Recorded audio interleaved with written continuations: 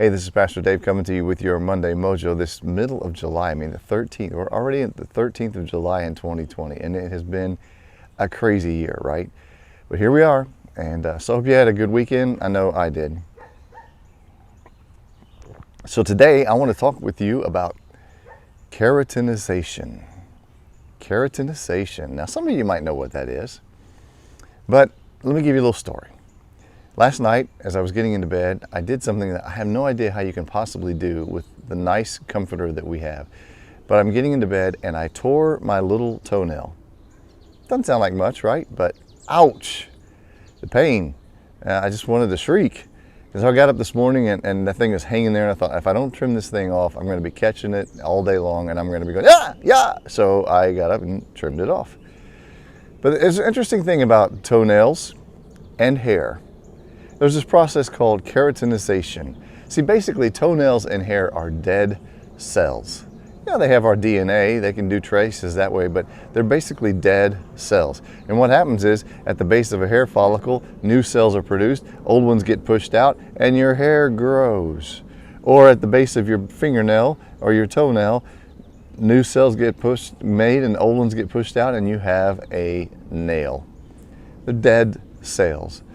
But that crazy dead cell is still attached to my living cells, and boy did it hurt whenever it would get pulled.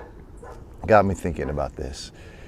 You know, there are parts of each and every one of our lives that through the process of the living that we have done, we have produced dead cells. They're dead parts of us that are clinging on to us, and every time they get wrenched or moved a certain way, it hurts. The Bible's pretty clear about letting go of all that dead stuff. Just get rid of it. Now, I'm not saying go bald and cut all your fingernails off. What I am saying is that we have dead stuff that we let hang on to who we are. And when we do, when life happens and we move around and when we go through motions, that dead stuff from the past, dead things that have happened, words that have been said, actions that have been taken, or words that we have said and things that we have done that's just dead, and we just need to trim it off, let it go. But we still hold on to it for some reason. It causes pain. So let go of it. Do an inventory today and say, what are these things in my life that I'm holding on to, but they're really just, they're not life. They might have been a part of my story at one point, and they might even kind of tell a little bit about who I am today, but they're not my story today. Anyway, all that from a torn toenail in the middle of the night. I don't know if that's helpful to you, but it is helpful to me. Have a great week.